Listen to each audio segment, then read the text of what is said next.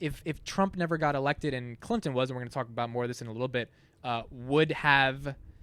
Actually, let's just transition into now. Facts. Let's do a counterfactual. Yeah. So we've been talking about this for a little while. Shout out to one of my old directors. His name was Kozak. He bought us this game in the middle of the woods called Chrononauts. And the point of Chrononauts was... Sounds like garlic knots. Yeah. I'm hungry. I'm also hungry. You should order food. Chrononauts. Okay, continue. Anyway, the point of Chrononauts is that you're supposed to change... There are a series of conditions and events in history that you have to change. So I remember he and I were in... a battle where like he was almost there. He was almost to winning the game, and every single time he would flip something, I would have to flip it back so that he couldn't win. But it was just like, the South wins the Civil War, the South does not win the Civil War, and if he managed to get that change, he would win the game. So I kept having to let the North win the Civil War. And I was like, if he gets the South to win the Civil War, I'll lose. Wait, so you had to like, how did the game work? You had to make an argument or something? No, it's like cards. It's like a card game, but you can move the cards in certain places, and then it changes events in history. But basically, I started to think, well, what if Chrononauts was real? Right. What if you could legitimately just change events in history? And how would we map the rest of the world? How would we affect the space-time continuum? Precisely. What would the butterfly effect be? Right. How would quantum mechanics be influenced by that change? So let's do that for something that's it's going to be extremely difficult. So like let's say that we pick something wild. Okay. And by the way, this will probably be a reoccurring segment for as long as we think it's fun. So today we're going to do what would have happened if Trump, from all facets, was never elected, and Hillary Clinton was the president Hillary Clinton. Okay, so first thing. First woman president would have been pretty iconic. That speech she would have gave would have been similar to Obama's speech. Not in all respects, but just like this embling of progressiveness. We are progressing into the future where all things are possible for all identities that are marginalized. That would have happened. People would have seen women as having possibilities more. Okay. But let's think about the long term then. So that's in 2016. She gives a phenomenal speech in 2016. What does the political state for women look like in 2020? Can you draw a causal relationship between her winning and there being more female politicians in 2020? Yes or no? I don't know, particularly because she would still have a Republican House and a Republican Senate. Because we're only changing the Clinton election, right? Yeah, but obviously the Clinton election changes the general view. So at the time, she would have still had Republican House, Republican Senate. Right, for her first 2 years of presidency. Okay, so we then assume that in her first 2 years of presidency, she doesn't get any real legislation passed. Which does that affect women wanting to be politicians in the future? Which was your initial question. Yeah. Right. I don't know. I mean, maybe. I think in general, her winning would inspire girls to like dream bigger and all that stuff, which is like what Kamala is doing right now. Yeah, but I feel like that's a generational thing. I feel like 2 years is not enough time for us to see that explosion. Yes, I agree. Okay, and now we've touched upon the second thing, which is on a policy level. She can't do anything in the first 2 years. Right now, question: because Republicans are crazy upset about the fact that she is the president? Yes. Do Democrats even manage to flip at all in the 2018 midterms? Yeah, do they manage to I think so, because there's gonna be way too much gridlock, right? Like, so the reason it flipped for Trump is because people were just tired of Trump shit, so the House flipped. The reason it would flip in 2018 if Clinton was president is people are tired of gridlock. Is that a good justification? Yes, but how does so then let's do a comparison, right? How does gridlock match up against outrage? Because it's not like the Republicans are going to stop being outraged that Clinton's in office. It's also an interesting point because and technically gridlock's a win for them. Right, and AOC and the squad kind of got in 2018, but that was because of the potential rise of hate towards this like narcissistic person who was in office. Whoa, that's a big wrinkle. So we might not have seen an AOC or a squad if not for this. Let's try to analyze that. Do we really think the squad and all this like new progressive ideals of progressive people in the House was because of Trump?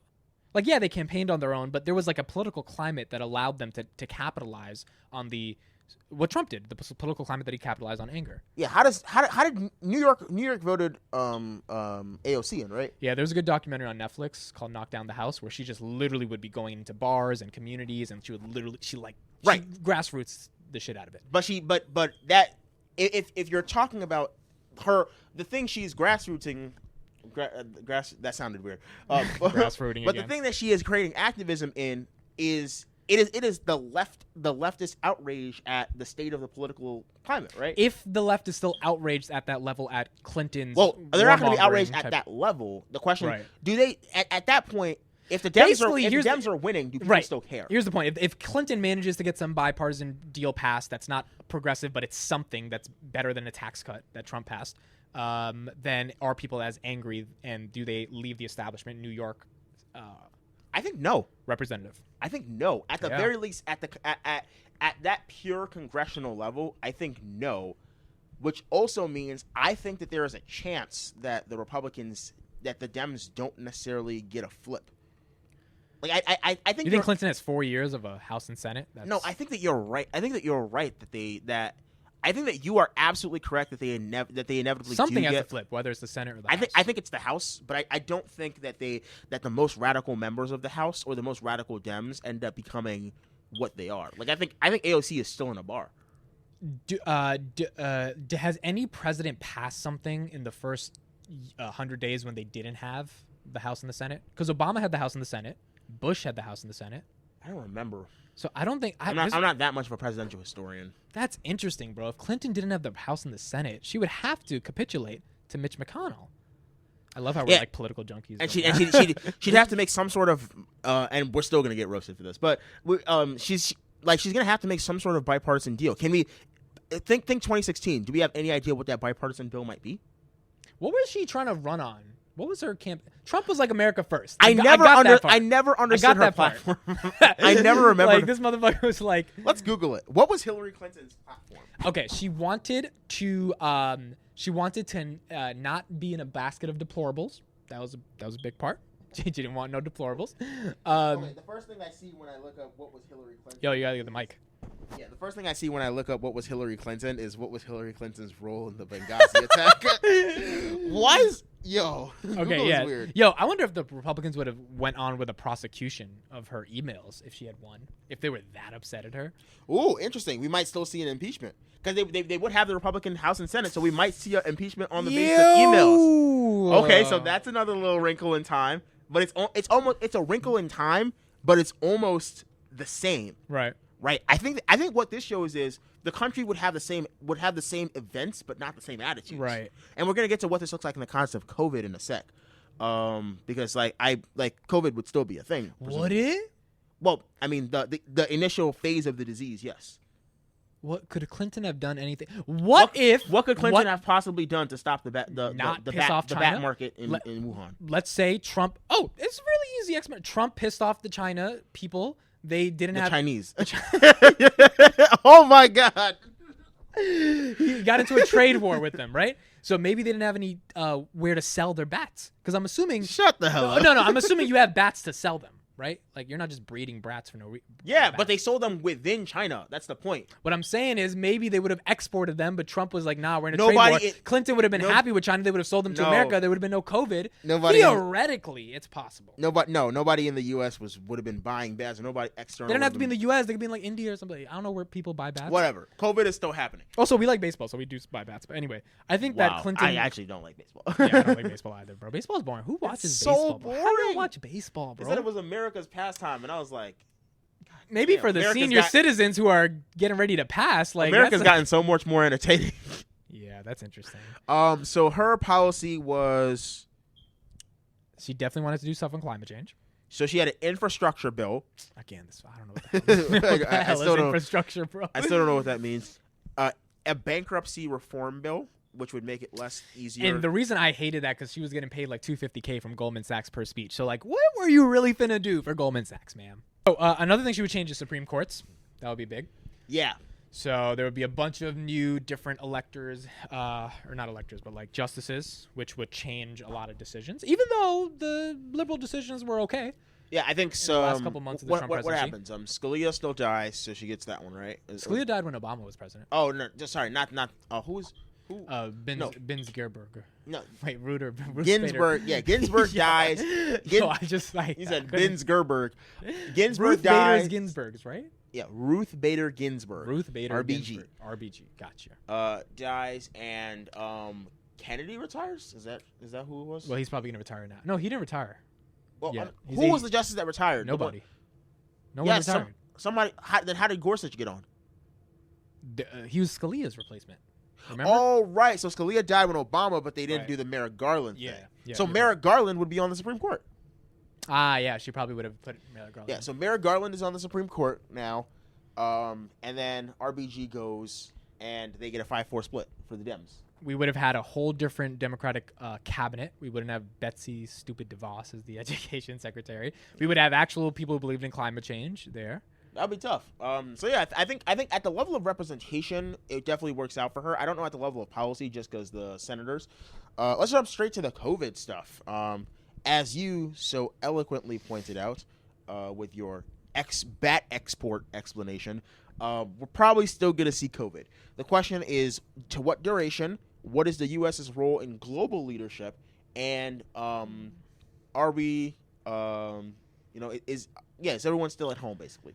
Yeah, so the tone of the temper of the nation, she would probably have a lot better. She would tell people to wear their masks, follow the science. Stimulus would probably be pretty huge. That's an interesting question. Let me stop you right there. She tells people to wear the mask. Do Republicans wear the mask, or do hardcore conservatives wear the mask? Yeah, because then there would be this no Trumpism fight for your liberties and stuff, because there would be no fake news in the context of Trump. Interesting. I genuinely think people would start wearing, because they only wear the mask because their supreme leader said don't wear the mask, and that's why they didn't wear it. And then he was like, well, I think a lot of people. Hydroxychloroquine. Yes, that would have been there. I think a lot of people still die though, because I don't think a politician solves the amount of death that happens. My guess is close to 100,000 die.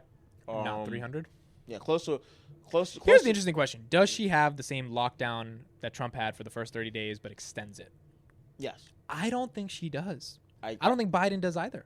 Because Biden literally on the debate stage said he blamed Trump for locking down businesses and not get things going.